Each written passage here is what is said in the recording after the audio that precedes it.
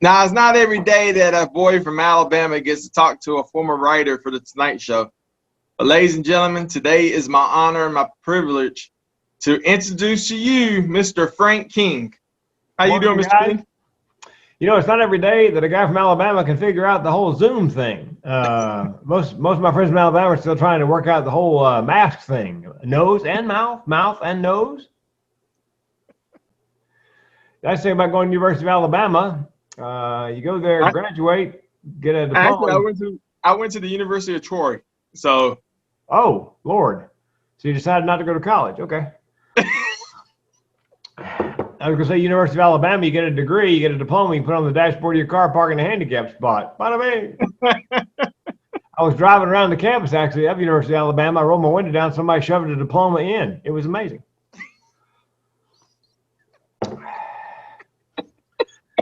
You know what they discovered in the ag program at Alabama? What yeah, that you could actually use sheep for wool. Bada bing. I was going to ask you what made you get into comedy, but you're naturally funny. All right. Yeah, I am, and that's one of the reasons I'm in comedy. In fourth grade, I told my first joke, and the students laughed, and the teacher was hysterical. I thought, I'm gonna be a comedian. Then 12th grade, after 3 years of drama, getting no good parts in any of the plays, I thought, you know what? If I become a comedian, I could write, produce, star in my own little show every night. So I did this 12th grade talent show in high school. 12th grade, by the way, 3 of my best years of my life. I did 12th grade talent show. I won the talent show as stand-up comic. First person ever to do stand-up comedy at that. You know, mostly it was accordion players and international folk dancers and, you know, that kind of nonsense. And I won. I told my mama, I'm going to be a comedian, and she's big into education. She goes, son, you're going to college first. I don't care what you do when you get done. You can be a goat herder for all I care, but you're going to be a goat herder with a college degree. So I went to school, UNC Chapel Hill, graduated in 79, 2 degrees, a BA and a BS. And then my high school and college sweetheart moved to San Diego, where I went to work for an insurance company. And just so happens, Joseph, in San Diego is a branch of the world famous Comedy Store on Sunset. And they had at the time, it was the beginning of the comedy boom in 1980. And they had 2 open mic nights a week, Sundays and Mondays, 30, 35 comics each night. So I went down twice to see how good or bad everybody was. Most of them stunk out loud. Gave me the courage to get up on that third night. Got up, made them laugh, and thought, I'm going to do this for a living. I have no idea how. But a year later, I was a full-time stand-up professional comic. By then, I had divorced my first wife, quit my insurance job, met a gorgeous young woman, said to her, listen, I'm going on the road to be a stand-up comic. You want to come along? And inexplicably, she said, yeah. So we put everything in storage. We couldn't fit into my tiny little Dodge Colt. Gave up our jobs in the apartment and hit the road. We were on the road for 2,629 nights in a row, nonstop. No home, 7 years and change. Worked with Ellen DeGeneres and Rosie and Dennis Miller and Foxworthy and Ron White and Bill Engvall, Adam Sandler, pretty much anybody nowadays in the comedy business. And then got off the road in 93 around Easter, did some radio, and I took a #1 morning show, Joseph, in Raleigh, North Carolina, and drove it to #6 in 18 months. One of my proudest accomplishments. I didn't just drive it into the ground. I drove it in the Middle Earth. Got fired, and then I began my corporate comedy career, which is, you know, the after dinner, after lunch jokes at the association banquets. They call it the rubber chicken circuit because almost all of them serve chicken at the meal. So that's my, oh, and Leno, here's how it came about. When I was on the road a couple of years in, Jay Leno was permanent guest host on the Tonight Show. And Johnny would pull up on a Friday and tell his staff, I'm taking next week off. Mondays was always a rerun, Best of Carson. And then Jay had 4 nights to do 4 monologues, 18 jokes a night. And he finds out about that in the evening on Friday, going to work on Tuesday. So he started hiring contract labor, comedians who were working the road, to pump in topical jokes. So I was pumping in 12, 2 dozen jokes a day when he called. I was averaging 1 or 2 in the monologue every week. And then when he got the show for real, they cut most of the contract labor loose. But I got to stay on and continue pumping in the jokes until he left the Tonight Show. Well, I was going to ask you about how you got on to the Tonight Show, but I'm going to change the question up just a little bit. Was you around during the same time the David Letterman, Jay Leno controversy was going on? Yeah. Because Jay was a permanent guest host, and Dave was also in line for the job. And I believe Jay got the job because every time he would go to a city to do a comedy concert, he would go to the local NBC affiliate and, hey guys, anything I can do for you? Cut a couple of promos. And so he had met pretty much everybody at every NBC affiliate in the country. And when they make a big decision like that, oftentimes they do it at the convention of NBC affiliates. And they take what they call a straw poll. Okay, all right, we're gonna take a poll. It's not binding, but we're gonna take a poll. Secret ballot. Vote for Jay Leno or David Letterman to take over Johnny Carson, and Jay won it going away because everybody in the country who had a station had met him and liked him. So that's why I believe he got the Tonight Show and Dave didn't. Well, I got to be honest with you. I was a Jay Leno guy. So as a teenager growing up in the 90s, I thought Jay was funnier. I like Letterman because it's more my style, more sarcastic, less middle of the road. Jay's stuff is pretty much right down the middle. Dave's a smart aleck. That's my personality, basically. But see, that's what I like. I like sarcasm. That's why I like Vince Vaughn. I like sarcasm. I like the actor that played in what's the guy played in Role Models? He played in Ant-Man. Yeah. I can see him. I can't think of his name. Rudd. Beg pardon? Paul Rudd. Yeah, that's the type of humor I like. I like Vince Vaughn, sarcasm, because I'm sarcastic. At least there's one or two people think I'm funny. Well, besides your folks, who is it? So tell me more about TEDx talk. Well, when I made the jump from club comic to corporate comic, and that lasted till the first recession, and then bottom dropped out of the speaking business. Business dropped off 80% overnight. We lost everything in Chapter 7 bankruptcy, and that's when I learned what the barrel of my gun tasted like. It turns out depression and suicide run in my family, and I'd always wanted to be not just a funny speaker, but a speaker who was funny and teach people stuff. And I realized I could teach suicide prevention. But the trick was all the meeting planners and event planners and speakers bureaus thought of me just as a funny guy. So I had to figure out a way to rebrand. So my wife goes, TEDx talk. I said, what the hell is TEDx talk? So I looked it up, and just by chance that week I got an invitation to submit, apply. I did, I got it. And I did my first TED talk called Starting the Conversation on Suicide. And that allowed me to let everybody know that I could talk about something serious. And I've done 4 of them since then. The last one I did is my favorite. It's called Mental Health and the Orgasm, Treat Your Depression Single-Handedly. I love my iPhone, baby, but it's my second favorite handheld device. I said to the audience, you know why they call an orgasm? Because nobody can spell. True story, man. Not making it up. Okay. So, try to get hold of yourself. So how I hear you're in comedy and you're speaking as a TEDx coach. Yeah. How does that work out on your schedule? Well, what happened was I was helping people do the TEDx, apply and get it and work on it for free. Because I got 5 of them, and I was picked 7 times. I just couldn't attend the other 2. So my business coach said, I know you're teaching people for free, Frank. That's got to stop. You need to build a website. And I did, called yourtedxcoach.com, and start charging. And I am. And with the pandemic, it came in really handy because, as you probably have guessed, there's not a lot of people booking a lot of live speaking engagements right now because they don't know whether to, to rent a hotel room, put a deposit down, and hire a caterer. What if we can't go? What if nobody can attend? So I shifted all my marketing from mental health speaking to TEDx coaching. So that's where I'm putting my time and effort in marketing, lining up clients, and I can do that from my house anytime on my schedule.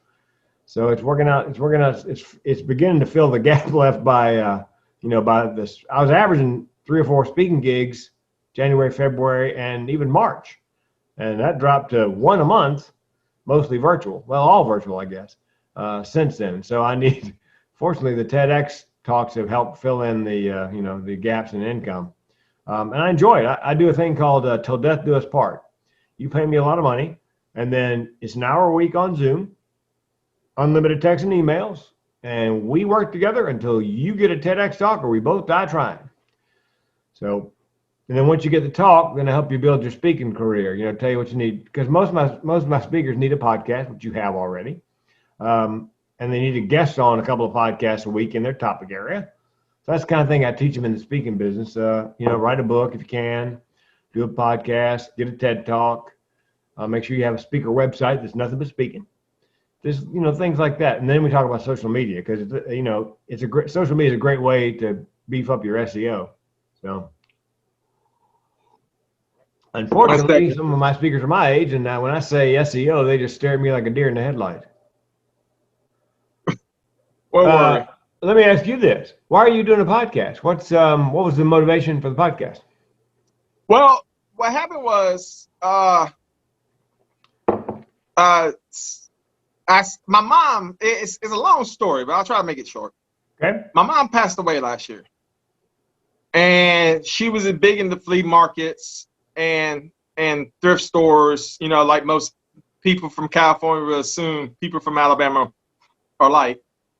So, when she passed away, I kind of wanted to do something to honor my mother. Right. So what I did was I kind of took what she did, but I kind of made it into a little business, and I called it Carolyn's Treasure Shop. Oh, that's why the email says that. Okay. Right. So I sell little sports rings, and we make championship belts. Oh, Lord. Yeah. Is that for wrestling or boxing or what? Well, it's more for like, let's say like somebody who goes to work and they, sold $20,000 for the month. And Okay. Good idea. Okay. Or you got your favorite sports team, or whatever you want us to make, we'll make it. You see what I'm saying? Yeah. And in America, it's like $2,000 to $5,000 to make a championship, a real one. We'll make the real one for 10 times less than that. Okay. So with that said, I kind of took what she did and just expanded it a little bit. Well, I wanted to take it a little further and kind of make a QVC YouTube page out of it. But then I started getting introduced to people like people who played football, and so I was like, why don't we just do an interview? And then all of a sudden, I'm starting to meet Jim the Rookie Moritz, and then Sean Cannon, Vince Papala. Vince Papala is the guy you probably remember from the Invincible movie. Yeah. Jim the Rookie Moritz from Disney the Rookie. Then I hooked up with a guy that played it for University of Alabama. Me and him do a show. We interview former Alabama players. Okay. My cousin Raphael, who lives up in New York, he does a show on here. So we're trying to make it into the YouTube business. It's pretty good. I mean, we just started in June, so. Okay. But the amount of the people that I have interviewed, from Vince Papala, Jim the Rookie Moritz, Sean Cannon from the Karate Kid Part 3, some of the people I've met is one of these people incredible.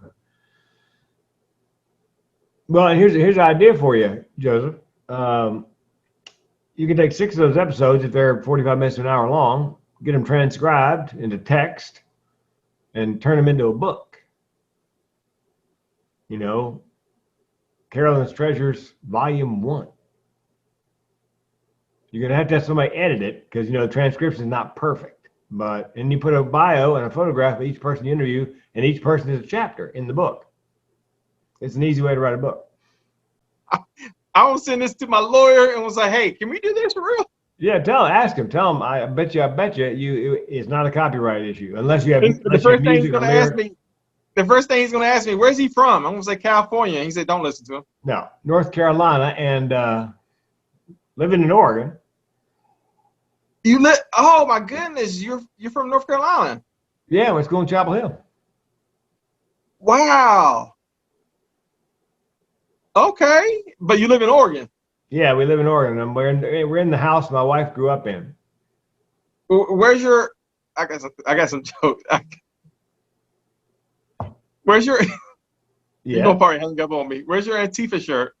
And listen to you. Be nice.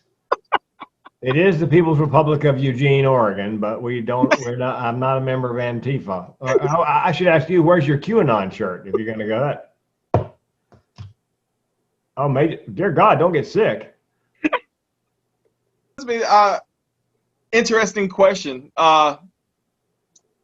You talk. I gotta get serious with you. Okay. It's probably a topic you don't want to really talk about. There's nothing I don't want to talk about. After you put a gun in your mouth, you're pretty much an open book. Well, that's why I kind of want to talk about. It's hard to keep a straight face. I'm sorry, you're a funny guy. That's all right, man.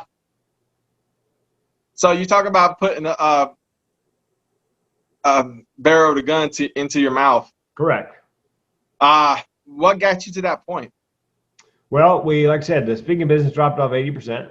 Well, almost everything my wife and I had worked for in 25 years in Chapter 7 bankruptcy. In Chapter 7, you just put all your assets in a big pot, and the trustee divides them up among your creditors. And so, my wife was horrible on my wife because I'd been in charge of the money. I mean, Goldman Sachs blew the world economy up, but I was in charge of our personal finances. So I had $1 million life insurance policy.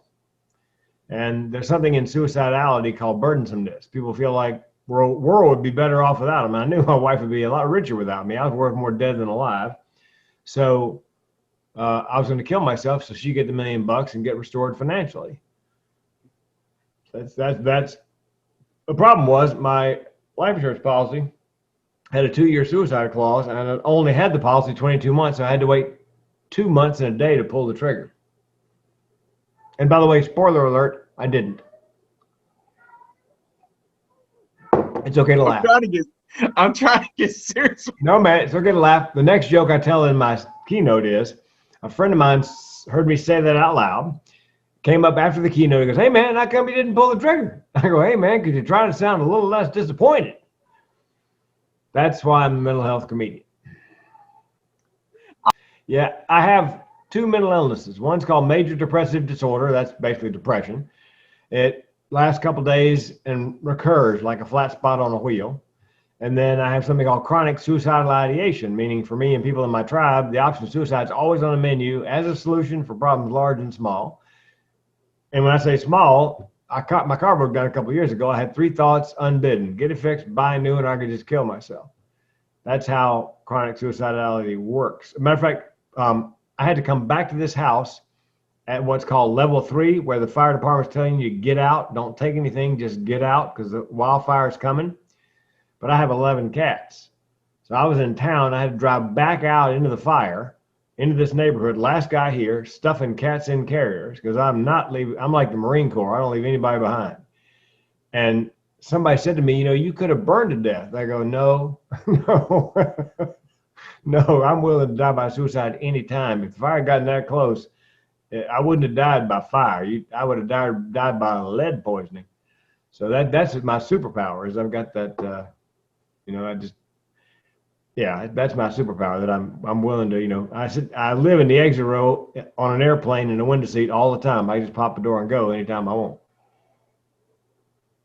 So I'm scared to ask you this. Don't be scared, man. Do you still have suicide tendencies? Oh yeah, it's called chronic suicidal ideation. It's my grandmother died by suicide. My mother found her. My great aunt died by suicide. My mother and I found her. I was 4 years old. I screamed for days. It's called generational depression and suicide. So it's just the way I'm wired. There's no cure for it. Although I will tell you this, Joseph, I may be the most positive suicidal person you've ever met or will meet. Because most days I'm in a good mood and I'm upbeat, and and the suicide thoughts have just become part of my, no real serious thought of suicide. It just balls up as an option,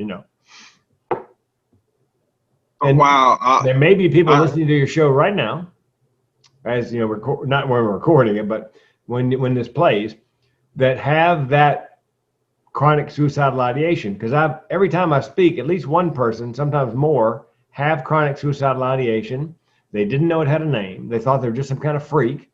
And when they hear me say that out loud, they realize for the first time in their lives, they're not alone. Some of them weep. So there may be somebody listening right now who just realized, oh my God, that's how I think. There's a name for that? That's one of the reasons I speak. That's one of the reasons I don't kill myself. Because if I did, I would take all those people who never got a chance to hear that with me. Let me ask you this. Are you a sports fan? Some sports, yes. I think you heard of CTE. Am I correct? Oh Lord, yes. Matter of fact, so, I knew Junior Seau actually. I didn't know him personally, but he was one of my favorite football players. You know, a lot of these athletes today are committing suicide, and it was a study by a former Harvard graduate.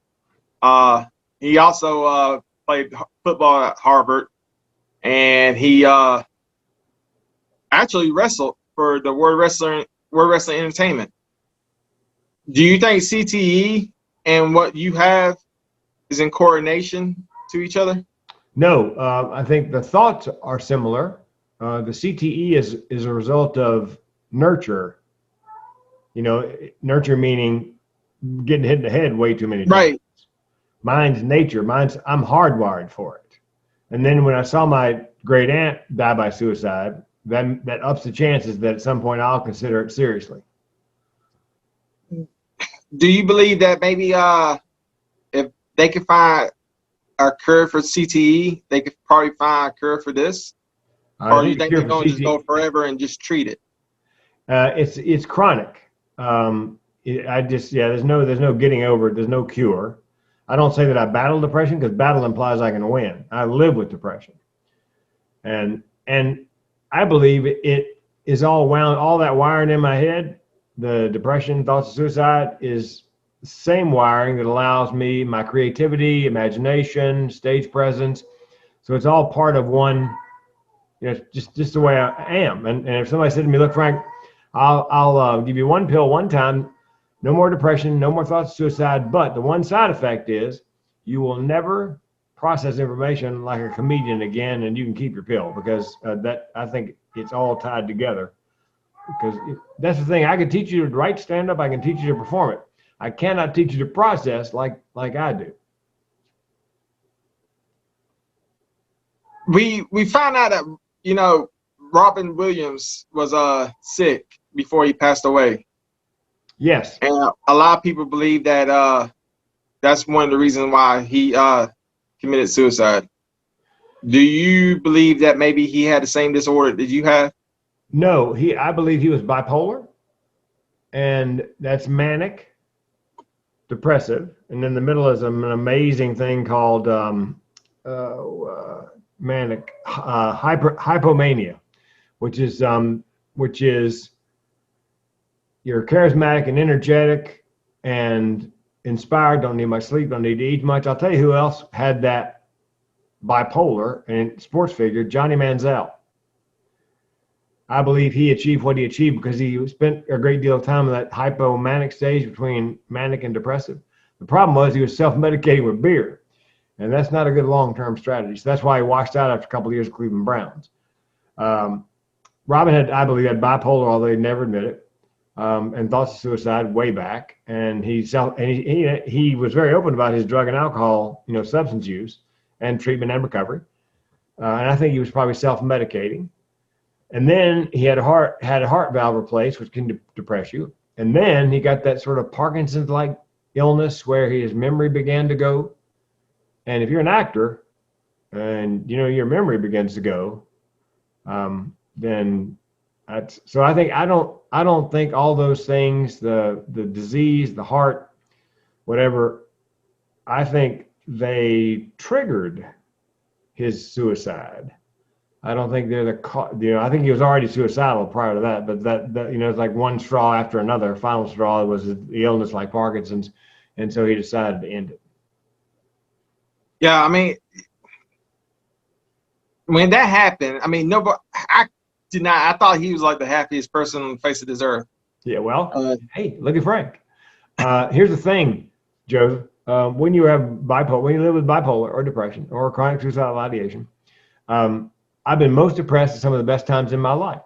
So people say Robin had everything, millions of dollars in the bank, millions of people loved him, everything to live for. That doesn't matter. If you're hardwired for it, those external things, it's not situational. It's, it's organic.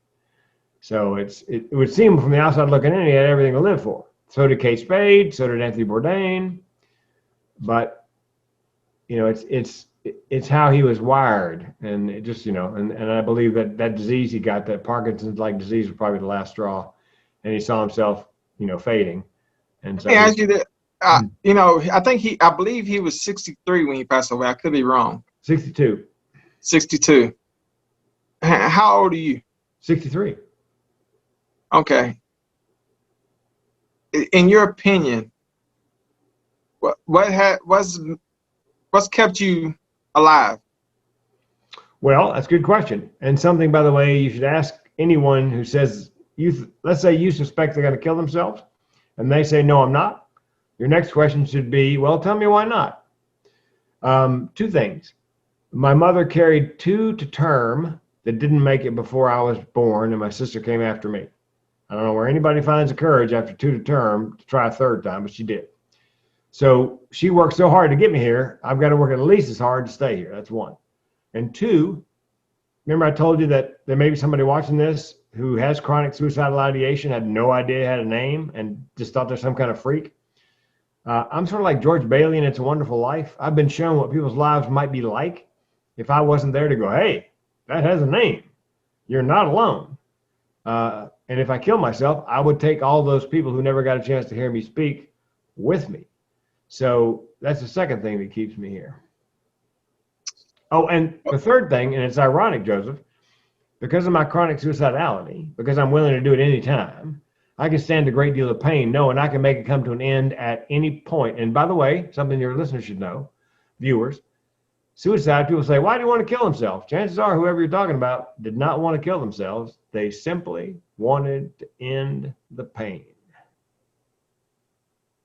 Is that what happens to you? Do you feel the pain? Yep, I felt the pain. Robin Williams, I'm sure, felt the pain. Here's the deal. When you have a mental illness, it's like that Greek character Sisyphus.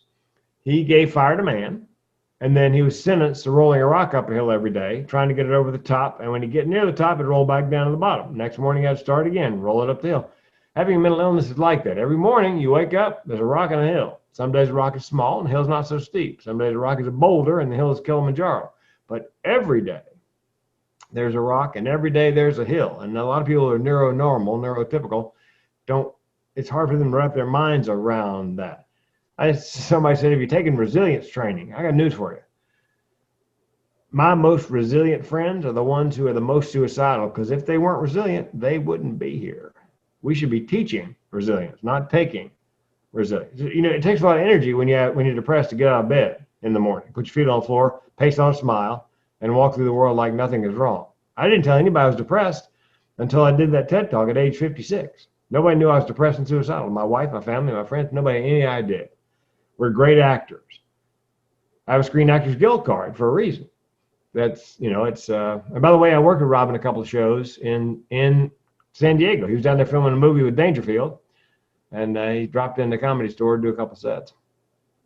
Well, and that's the thing. When I found out that it happened, I just felt that, I remember my mom was sitting right next to me when it happened. She was at my house, and the first thing my mom and I said out loud at the same time, as my wife can vouch for this, my mom and I said it at the same time, and we said, he deserves so much better. And we said it the same way. Because we knew, we didn't know him personally. Sure. Well, and we only saw what we saw on TV, when he's at the airport and a fan comes up to him, and you know how celebrities are. That's the reason why I never go up to celebrities. Because if I'm at Atlanta airport, I remember seeing Kurt Angle. I didn't go up there and like, oh, it's Kurt Angle. I left the man alone. because you're tired, you're beat up, you're at the airport, you're with your family. I don't want to mess with you, and I wouldn't want nobody to mess with me. And if I see a fan going up to you and ask for an autograph, I may go up to, reluctantly. With that said, you see Robin Williams going up there, and you could tell he's beat up. You can tell, it was a video I saw, and you could tell he was tired and he didn't want to talk to nobody. But all of a sudden, this woman came up just screaming, and then he was like, ah! Like with her, and you saw that, and you was thinking, wow, that's the type of guy he was. And you can see, like in the documentaries I followed, that he was just a warm-hearted person. And to me personally, I just thought he deserved a lot better than what happened to him. And it was a shocker. Well, a lot of my normal friends said when he died at 62, I can't believe he died so young. And my mentally ill friend said, hell, he made it to 62, not bad. And bear in mind, I believe his talent was wrapped around his mental illness was just the flip side of his talent. Same for me. The mental illness is just the flip side of my talent. And I'm like Robin Williams in that somebody recognized me at the airport, I'm happy to. And Leno was the same way. Somebody bumps into Jay Leno, he's going to take a picture with you, give you an autograph. Letterman, not so much. Here's the thing they used to say about Leno and Letterman. Leno, you would take home to Thanksgiving dinner. Letterman, not so much. I think that's why people found Leno a lot more funnier than Letterman, because of I don't know David Letterman. I don't know him personally. I think you know that. I don't know Jay Leno personally, but some people can just sense good people. And I'm not saying Jay Leno is a good person over David Letterman. I can understand where David Letterman's coming from. I want to be left alone. Yeah. I'm a comedian. That's my job. I'm not here to greet you. Yeah, I'm not here to love on you. I'm here to make you laugh. That's it.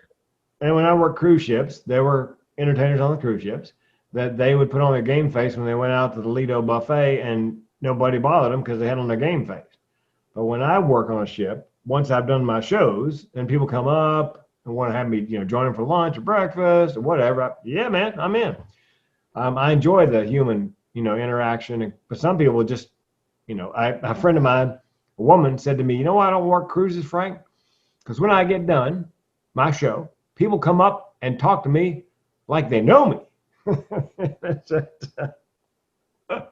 Is that a bad thing? Really? For her it is. So yeah, depends. And I've got a game face too, Joseph. If for some reason I don't want to talk to somebody that day, I can put on my game face and keep people away. But I rarely do that. Yeah, I'm a type of person that, if I'm at the airport or a bar, I'll start a conversation.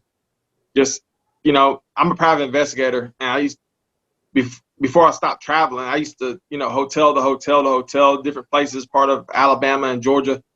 And, it was nothing for me. My wife always asked me, why are you spending hundreds of dollars at the bar? It's not that I was going out there to drink, which was part of it. One, I just didn't want to sit in a hotel room all by myself. Sure. And two, I like the human, interaction. I don't like being alone. I want to talk to somebody. Now, my wife knowing me and knowing the type of person I am, she knows that I'm not going out there to meet chicks. She knows I'm going really out there to talk. I'm going to sit at the bar. I'm going to drink a couple beers. I don't drink no more. As you can tell, the only thing I drink now is water. Because hypertension is the son of a gun. Oh, yeah. You got to be careful. That'll kill your kidneys. Well, yeah. I was in the ambulance last year twice. Blood pressure 240 over 200. Oh. And so beer, Cokes, that's all my life now. Just nothing but water. And soy milk. Yeah, and you know what? Chronic hypertension, it's chronic, and it probably runs in your family. So I like the human interaction. Yeah. And she knew that I wasn't going to meet females. She knows, I don't think she's got to worry about that, Joseph, but that's another story. No, it was a meme that I saw one time of a girl hugging a pig. And she was just loving on this pig, and the meme says something like, being married for so long and this is how they make you, or something like that, is the reason. And that's my wife. You know, she stays fit, but yeah, I'm like 275, and I think she made me that way on purpose. Oh, so you wouldn't be attracted to women? Yeah. Yeah, women don't come up with me. May have been a waste of money. And by the way, if you're looking to lose weight, 2 words: intermittent fasting. Well, you know, my wife's a vegan. So is mine. Yeah, so buy the book, Eat, Stop, Eat. Eat, Stop, and Eat. Eat, Stop, Eat. Yep, it's about intermittent fasting. You know, once, twice a week, you take the whole day off eating. No pills, no potions, no shakes, no nothing. You just stop eating for a day or 2 or 3 or 4, and then go back to eating. I do it every day. I do intermittent fast. I have one big meal in the morning, and then I fast for 22 hours. That's why that picture that came up when we logged on, that was February, me getting ready for a master's bodybuilding contest. Because I felt it was on my bucket list, and I always wanted to do it, but I was smart enough to wait till I was 60, because I figured everybody else would give up, and they have pretty much given up. So I got, you know, there aren't that many guys who compete at 60. So go back to TEDx. Yeah. Anything else that would you like to explain to people, how, if you want to get involved, want to find a seminar, or just want to find you, how would they do that? Go to yourtedxcoach.com. And there's a free PDF there. If you put in an email address, that's called the 6 things you can do to kill your chances of landing a TEDx talk. You know, it's things you should not do if you want a TEDx talk. And, you know, the people that want them: speakers, authors, coaches, Toastmasters, you know, to help forward their careers.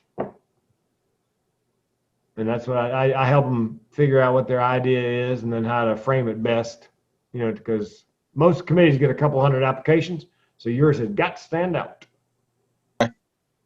So before I let you go, I have to ask you some questions. Okay.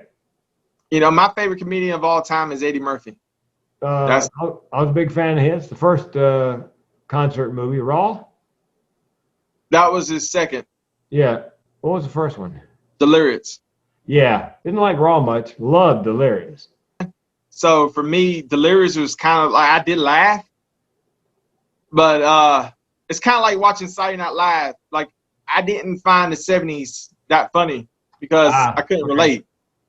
But when you get up to 86, 87, 88, 89, and all through, you know, I can laugh. You know, Saturday Night Live was always one of my favorite shows up till maybe two or 3 years ago. About 3 years ago. I used to watch every episode, and now I can't. There's nothing funny on it no more. But that said, Delirious was funny, but I couldn't relate. Eddie Murphy Raw, I could relate more because I was alive during that time. You know, you understand? I understood the jokes a little more. Yeah. Of course, now you couldn't play Delirious at all. Well, you can play for yourself. Well, yeah. I do, but I mean, you couldn't. I don't think, like, I couldn't put the CD in and blast it, and then, you know what I mean? No, I think you know, there's some people. I mean, it was pretty, you know, it was Eddie Murphy unchained. It was a different time. You know, you have to take into consideration. I completely understand that, but I'm pretty sure some of your friends, or what I'm trying to say is, if you can come with me, I'm pretty sure that if you're in Oregon and you had a picnic, you can't just start blasting Eddie Murphy Delirious. No. That's what I'm trying to say. Children nearby would not. I'm not. They haven't heard those words, but younger crowds have gotten really picky. They get their feelings hurt really easily. I find it irritating. So I mean, the smallest things.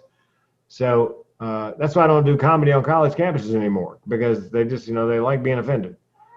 I speak on college campuses, and somebody said to me, you know, college campuses, Frank, for comedians, people are easily offended. Does that bother you? I said, here's the deal. I'm on this college campus talking about suicide prevention to save lives. If I don't care if they get offended. If they get offended, F them. That's the difference between a comedian and a speaker right there. But, however, I do find, like, as somebody used to stay up and watch Jay Leno, and somebody used to love watching SNL. Yeah. I cannot watch SNL no more. I can't watch the Tonight shows and the late night shows no more because they're too busy pushing a political agenda instead of making me laugh. And well, you got to understand, Joseph, a comedian's job is and always has been since the time of the court jester to speak truth to power on behalf of the powerless. That's why you find comedians talking about those things, have for decades. Comedians were talking about the Catholic sex abuse scandal, priests, and altar boys in the 50s, but nobody paid any attention. There's a joke from the 50s in the how do you know when it's time to have sex in the Catholic Church, when the big hand's on the little hand? That's from 1950. Comics have been joking about that for decades. The rest of the world didn't figure it out till the mid-90s. There's a cat. Hey, buddy. Oh, thank you. Well, I mean, Will Ferrell did it. It was funny. President Bush, his impression of President Bush was one of the funniest SNL skits of all time, in my opinion. SNL was always a very political show all the way through the Reagan years. I mean, you go back in the 70s, Chevy Chase did President Ford. Yeah, Gerald Ford. Yeah.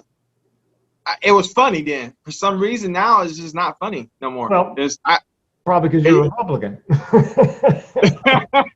Well, what? It probably has something to do with it, but think about this, Joseph. There are very few conservative Republican comedians. I mean, Dennis Miller is pretty much it. Everybody else pretty much is a Democrat and a liberal, a progressive comedian. Yeah. So that's why you're going to get a lot of political commentary. Oh, you know why I think that is? Because the same thing I'm complaining about liberal comedians doing is the same thing the conservative comedians do, and it seems to me like if you listen to some of the conservative comedians, they're doing the exact same thing, and I'm not here for that. I want you to make me. Just go back to Eddie Murphy. Let's go back to Jerry Seinfeld. Let's go back to these comedians that had an agenda. The only number one agenda was to make me laugh. Well, what happens, Joseph, is comedians like Louis Black. You pick a path, and Louis decided to be a political comedian. So when you pick that path, you have lost 50% of your audience right there. Those 50% are not going to pay to come see you because they're on the other side of the aisle. Seinfeld never did anything political. We worked together. He said never did anything political or topical because the jokes burn too fast.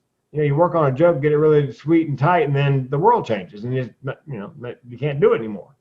Seinfeld. So that's why those are all sort of slice of life comics, like Bill Burr is my personal favorite now. That's one of my favorite guys. Now, I love Bill Burr. He does preach to you, but he's so sarcastic. I love him. Even if I don't agree with him, he makes me laugh. Yeah. Why can't he do it? But very few comics go the political route because it limits you to half the audience, to 50% of the people who could buy tickets. But I admire them for doing that, sticking to their guns and taking that chance. But there are very few political comedians. But even if you are political, you still have the responsibility of making me laugh. And like it was a guy on Netflix. He actually, I think he wrote for SNL, and he was talking about President Trump being Donald Trump being the president is like a horse in the hospital. And have you heard that? No, when you said it, I didn't hear it before. Oh, go to Netflix. I forgot the guy's name, but he was basically having Donald Trump as president is like a horse in the hospital. It's not supposed to be a horse in the hospital. And it's like Eddie Murphy Raw. If you start telling his jokes and it's not gonna be funny, but if you watch it, look up on YouTube, Donald Trump horse in the hospital. Okay. It's the funniest thing in the world. Obviously, he's not a very big Donald Trump supporter, but It was the funniest thing I ever heard in my entire life. Your responsibility as a comedian, if you want to preach your narrative to me, be funny. That's my whole thing about it. You can be a liberal comedian, you can be a conservative comedian, but your job as a comedian is to entertain me and make me laugh. Oh yeah. I'm selfish like that. Not to preach to me. Well, Because I don't. George Carlin, one of the funniest comedians all time. yeah. I never thought he was funny. Why? Because he was too busy pushing a narrative of being an atheist. Right. And you know, to me, I was like, where's the jokes? But millions of people thought he was funny. Well, I because never thought he was funny. you're filtering his jokes through your perspective. I grew up with him. I mean, grew up listening to him, and you know, I thoroughly enjoyed him. But that's my perspective. You know, it's everybody brings their perspective to the table when you go to a comedy show. So some things I find funny, you won't find funny because we see the world differently. Fair enough. Leno, It's just Leno was pretty much middle of the road, and he used to make fun of both sides. But the problem is you can't do that anymore because it's not what you said, it's not what they heard, it's what the audience thinks they heard. So if they think you're biased one way or the other, then you know that's why I don't do political comedy because I don't have a problem being biased. Really, be honest, if I come across as I have a problem people being politically biased or religiously biased or racial biased, I really don't have a problem with that. My problem is it has to be funny. Yeah, well, Dave Chappelle, funny. yeah, Dave Jerry Chappelle, funny. Seinfeld, funny. Yep. Frank Eddie King, Murphy, funny. Kevin Hart, funny. yeah. But those Trevor are your personal Noah favorites. is not funny. It's well, but that's your personal opinion. It's like, you know, some people like vanilla ice cream, some people like chocolate, and I'm not a big chocolate fan. I don't really see, you know, what's so great about chocolate. I love vanilla, so you know. But yeah, you're right. It's my personal preference, but it seems like their preference is getting taken over more so than my preference. I'd rather listen to Kevin Hart, but I can't listen to Kevin Hart because Kevin Hart can't give me 100% of his ability because he's too used. He can't say what he wants to say. As in 10 years ago, he could say whatever he wanted and people was fine with it. Yeah, well, the world moves on. The world changed. You know, people get offended. Yeah, I mean, granted, people get offended at a lot of things that, you know, that like I said, millennials especially, they just seem like they enjoy being offended, and so I try to have a little contact with them as I possibly can, because simple things, not jokes, just simple, you know, drives me nuts. But that does come. I think I asked a question and I didn't let you answer. Who's your favorite comedian? Bill Burr on this side of the pond and Jimmy Carr in England. Okay, I'm a big fan of Bill Burr. Real fast, what was your worst show ever? Tri-Cities in Tennessee, Kingsport. Guy pulled a gun on me about halfway through my show. Nickel-plated 38, hammerback, pointed at me. Any advice for people out there that's living with mental illness? Yes, get evaluated. Make sure you know exactly what it is you have. Get a physical as well, because sometimes what appears to be depression may be something physically going on inside your body. A lack of a particular nutrient. Doesn't happen very often, but does happen. And if you need medication, there's a cheek swab DNA test, and they try to match whatever medication it is with your DNA so that you don't have to go on, taper off, go on, taper, you know, experiment. So I would get evaluated, I would have a physical, and I would do the DNA cheek swab test, a couple $100. It helps narrow down let's say, the list of antidepressants that'll work good with your metabolism. I do got an interesting question before I let you go. Have Sure. you written a book? Do what? Have you written a book? Written a book? Yeah, as a matter of fact, two of them have been published, 2 more volumes coming. It's a book on men's mental health. It's called Guts, Grit, and the Grind. It's a kind of a chicken soup for the soul book. You can find it on Amazon, Guts, Grit, and the Grind. All right. So listen, this has got to be one of the funniest interviews I ever had in my entire life. Well, I hope so. I'm a comedian. You are a class act, Frank. I don't know if you want to come back, but I've already said this to one other guest. If I'll be honored if you come back to the show, because I think I can tell as a human being you're one of the class acts, and quite frankly, I got a lot of editing to do. Yeah, I whatever you see, I'm gonna tell some people at home watching, whatever you watching right now is now because this was what was going on the whole time. Yeah, well, I'll make a deal with you, Joseph. If you can figure out how to use Zoom again, I'll be happy to be on with you. See, let me ask you this: do you ever come to Alabama? Only as part of a plea bargain. No, occasionally I get a gig, a corporate gig, or a speaking gig. I'll let you know if I get anywhere in Alabama. All right. Yeah, because I used to play the Stardome all the time in Birmingham. Oh, really? Yeah, and I played the old Birmingham Comedy Club before it burned down. Real fast, most of my family's from New York, and I had two friends that were from Pasadena, California. I used to be an insurance adjuster, and I went out there. I kept telling them, why don't y'all come out of Alabama? I came out this way. Why don't you come to Alabama? And, they, in their minds, they think Alabama, they think of Mississippi burning. They think the 1960s, 50s, And I was trying to explain to them, one was Arabian and the other one was black. And I kept trying to explain to them, Alabama's majority black. You're not understanding. Yeah. The 1960s is over. But they had it in their mind that, the Klan was outside. And I was like, Alabama's not like that, man. It's a state, just like California. Well, take that back. It's nothing like California. Well, we got common sense. But, however, when I go home for Thanksgiving, Joseph, because there are pockets of resistance, in the South still. When I go home at Thanksgiving, it's my job to go in the backyard and dig up silverware, and my grandmother still won't ride in a Lincoln. So there are people who still hold a grudge. Frank King, sign us out, man. All righty. Hey, listen, here's the deal. If you enjoyed the show, please tell your friends. If you didn't enjoy the show, we hope you got no friends. Please tip your cocktail waitresses. One of them's carrying my child.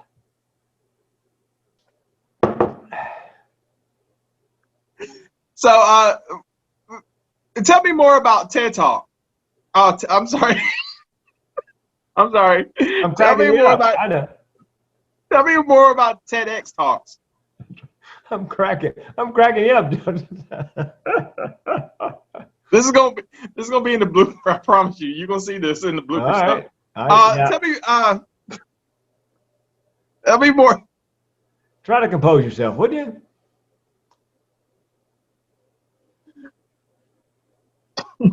That's good. Okay. That's a good. Hey, man, yeah. Comedian, that's a good thing. You can't stop laughing. That's really a good thing. All right. I'm sorry. We got less than an hour, so. No worries, man. So I appreciate it. We're gonna do a cut. If you see me looking down, I'm looking at your questions. So. Oh, that's all right, man. Well, I've done 5 TED Talks, and about halfway through, I do like this. Okay, we covered this, this, and this. Oh, I got to cover this, and everybody's laughing because I'm looking at my hand. I turn my hand toward the audience, and I go Palm Pilot because my talk is listed on my hand. How you gonna see when you get this interview? It's gonna be edited, so you be like, "Oh, this interview was a bust," and then it's gonna be like, "Oh, I see, he edited." I think it's good as it stands. I never edit. I start the recorder when the person picks up, and I let it run until they get done. I have to edit. With the stuttering and everything, I have to. So I would leave, just between you and me, I would leave it in. It makes you human. All right. I'll think about it. It humanizes you. Man, you're from Alabama. They're expecting a mistake or two. Trust me. I was going to ask you that question. Okay, man. You're a good audience, Joseph. You should travel with me. Sit down front. I really was going to ask you that.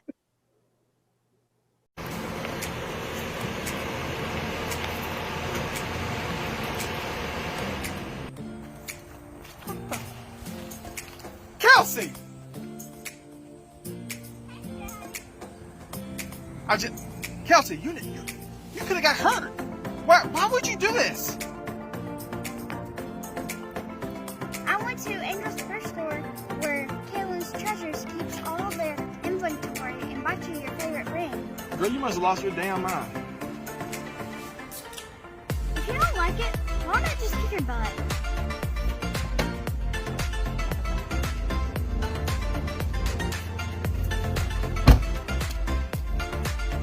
Kelsey, I'm sorry.